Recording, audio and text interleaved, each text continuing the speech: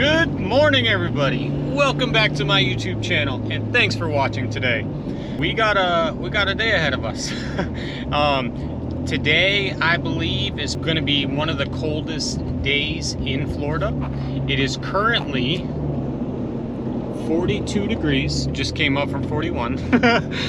Yeah, it's pretty freaking cold for Florida, man. People are like panicking right now. I'm sure, you know, 75% of you are just like laughing and chuckling to yourself. But you know, me, I'm used to it, you know, because I lived in freaking Maine, dude. Like, I went through some shit there, especially when it comes to being cold. Like, man, I worked outside on some of the most brutal days, so I know what it's like. Yeah, it's pretty cold. I got my hat on, I got my jacket, my thermals, my thick socks.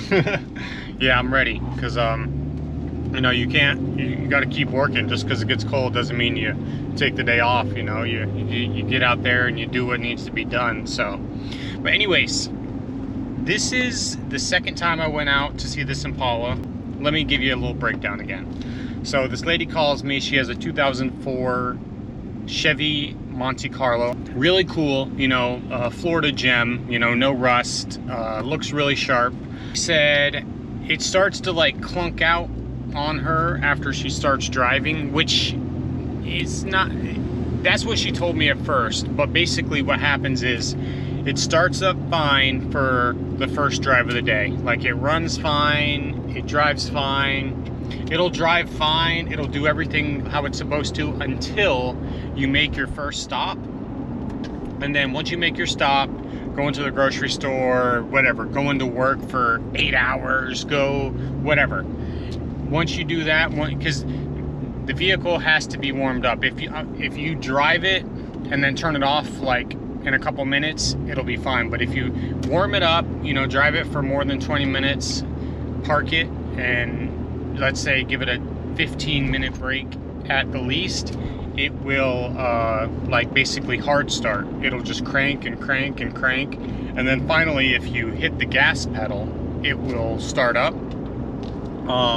So I was driving it because she told me that, you know, these guys, she would take it into these places and they couldn't get it to do it, but they just weren't driving it and making it do it. You know, they were finding all these other issues, which I'll get to that too. But basically I drove it for a while, came back, it was fine. And then the second time I drove it, I went to the auto parts store because I noticed the vehicle was overheating. So I was like, huh, I wonder if the vehicle's getting hot and shutting off on her.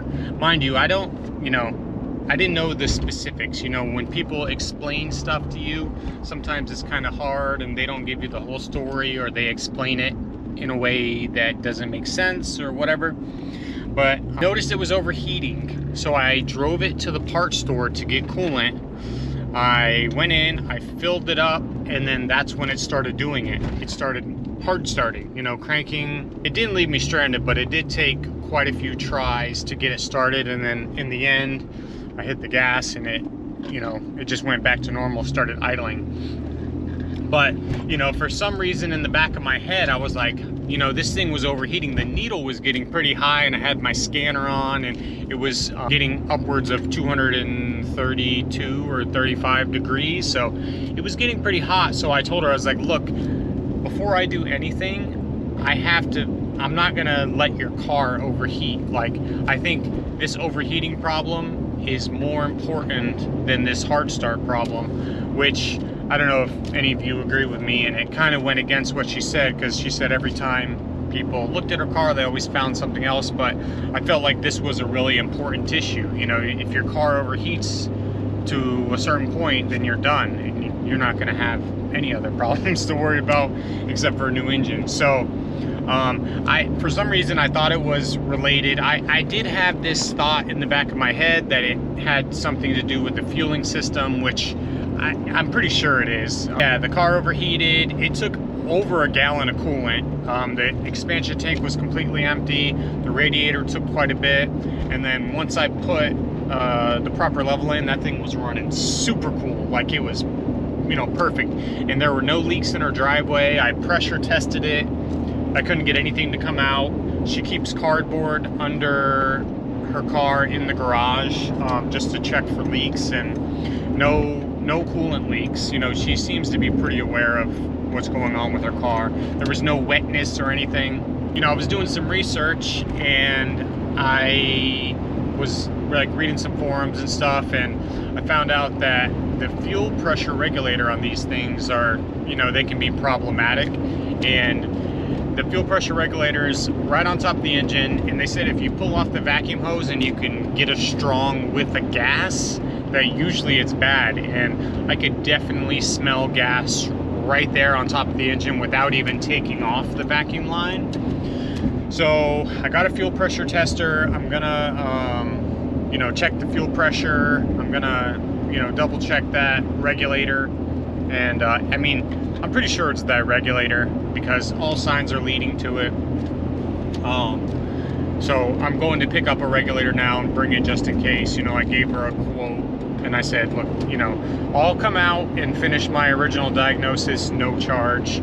But if I have to do the regulator, here's the price, and she was okay with it. So that's what we're doing today. Sorry for the long explanation, but you know, I like to tell people the whole story. But you know, it's all part of it. Diagnosis, figuring it all out, this and that, blah blah blah. So anyways, we're gonna get there. I'm going to let the car run. I'm gonna do a fuel pressure test. We're gonna see if it holds pressure or not. I'm gonna pull off that vacuum hose to see how strong the gas smell is, and then we're gonna go from there. All right, guys, I will catch up with you when we get to the spot.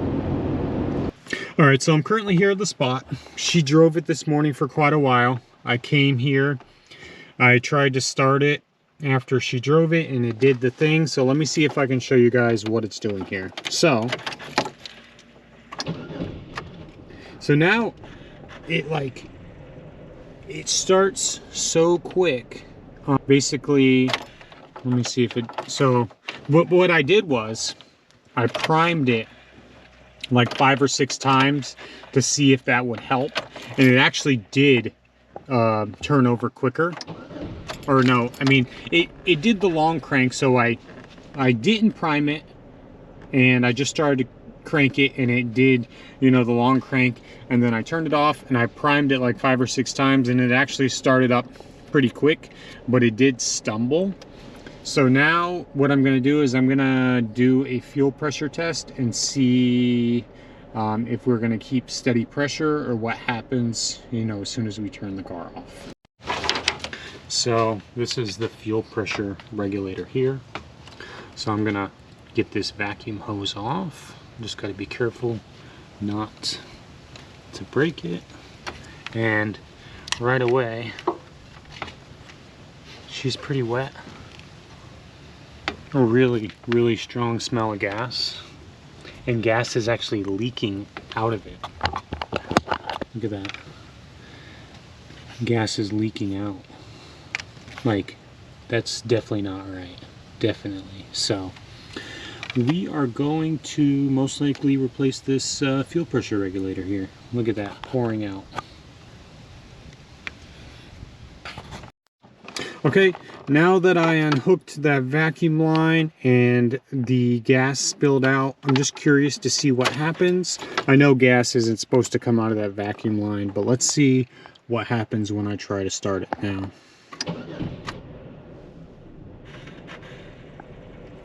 And then what I want to do is let it run for a second and then go back out and see if gas continues to spill out.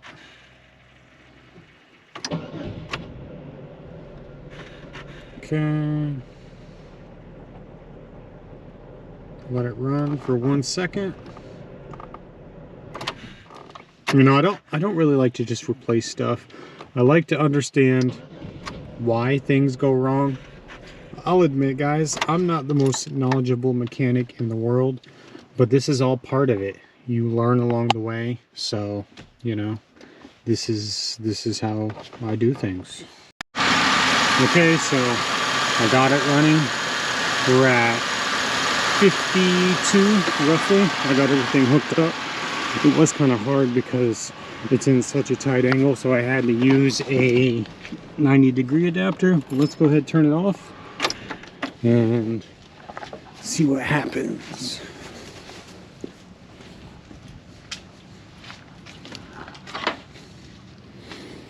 So we're definitely dropping, as you can see. All right, let me give it a minute and let's see where it's at. So it did steadily drop pressure, and I mean this this vacuum hose just, it might not, yeah, look at that, it just spills out. That's crazy. So that's not a good sign. All right, so we're just gonna go ahead and replace this because we know it's failing. I mean, it's just leaking fuel out of there like crazy. So all right, let me get set up and we will replace this fuel pressure regulator. Okay, so what I'm gonna do first is just try to get this bracket out of the way. I'm gonna try to not take off the throttle body. It's gonna be my goal.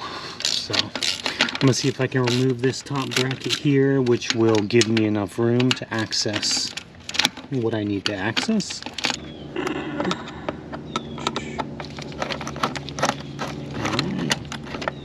Now I'm gonna remove this.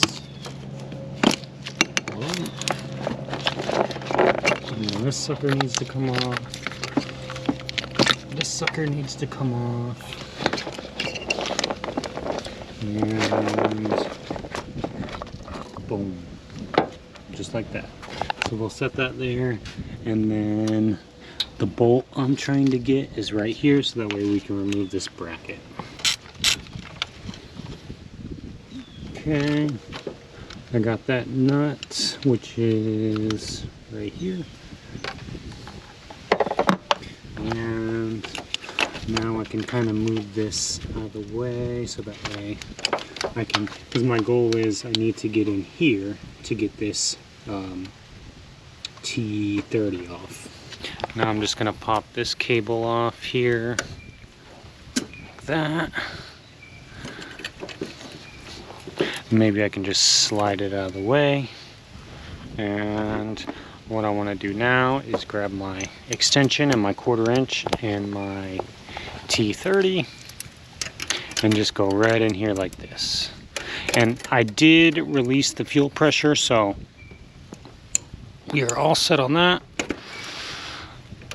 Okay, busted that sucker loose right there.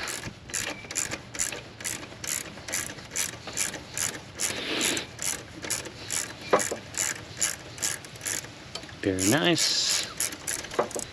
And then I'm not going to pull it all the way out because I don't want the nut or the bolt to drop. So what I'm going to do is I'm going to leave it like that, and then I'm going to go get my magnet so I don't drop it. I got my magnet.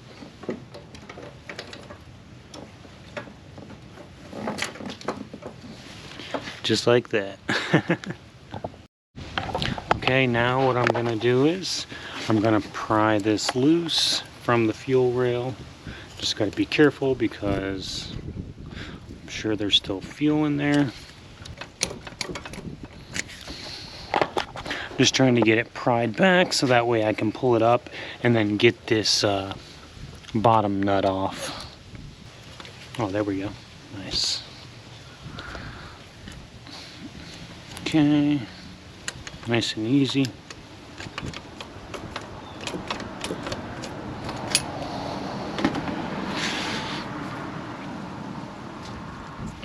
Oh yeah, I see. It's hitting this bolt here. So I may have to back this bolt out. As you can see, it's just barely hitting it. We will back this one out a bit. Maybe just enough. Not all the way out. Just a little more. And perfect. All right. Now we're going to continue prying.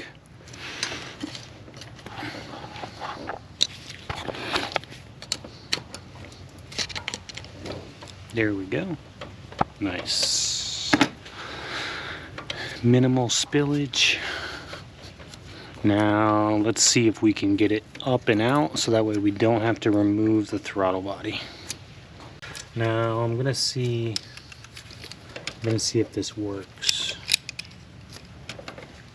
Try to grab it from here.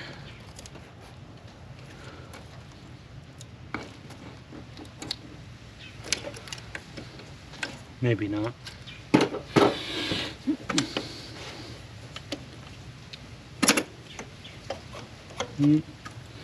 Yeah, I may have to remove some more. Let me see. All right, so let me show you what I did. So this was an issue, keeping this back, so I just hold it with some vice grips. And then there's a bolt down, a nut down here that holds these two lines together. So what you can do is you can go in through here and use a wobble socket and loosen it up, and so that way you can get more free play here. And then you just need to get your 2 wrenches. I used just an adjustable wrench here and here, and then what you can do is you can just break them free like that. I did spray some blaster on it because it's probably never been off before. So all right, now that we got it off, let's get the new one on. All right, old and new. So really hoping this fixes it, because I want this car fixed, you know, more than she does. So all right, let's get to installing the new one.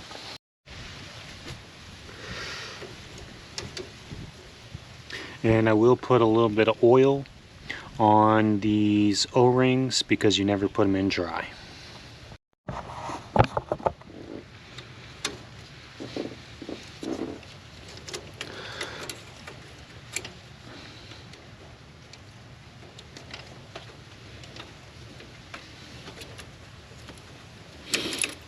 Very nice.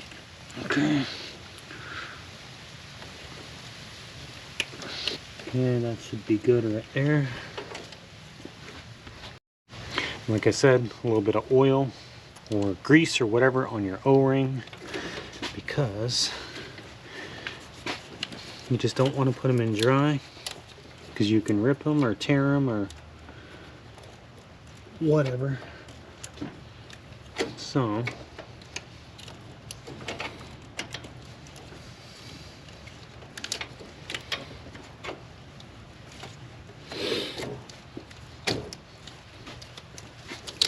nice. Now, nice, that thing snapped in there nice and perfect. So now we will get the retaining bolt, which was a T30. Put that sucker in and get it started by hand. All right, let me remove this here. And now we can tighten it.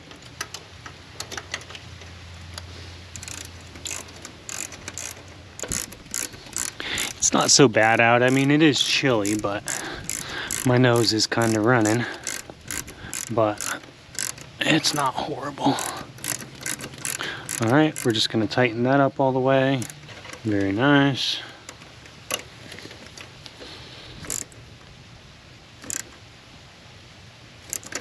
Okay, that's all tight. Make sure it's in there all the way. Okay, let's get everything back together and test it out.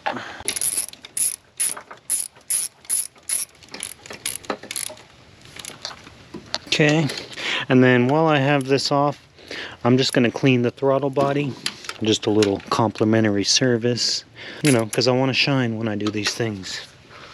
I don't want to just slap everything together, you know. I want to do a good job for people. So, pretty sure it was like that. Yep, so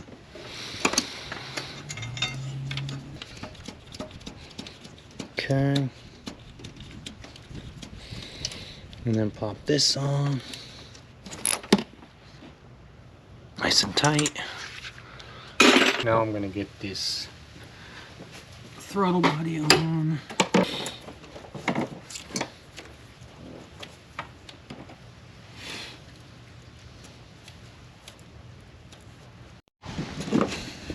Okay, guys, everything is buttoned up. Now, what I'm gonna do is, I'm gonna turn on the key and make sure nothing's leaking. So, there and here, I wanna check everything.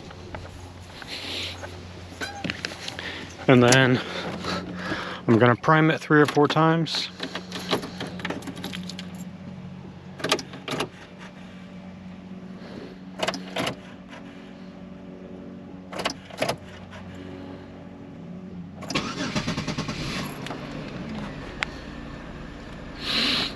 Okay.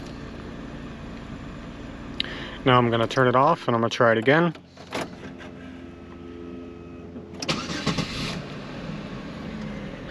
Sounds pretty normal to me. And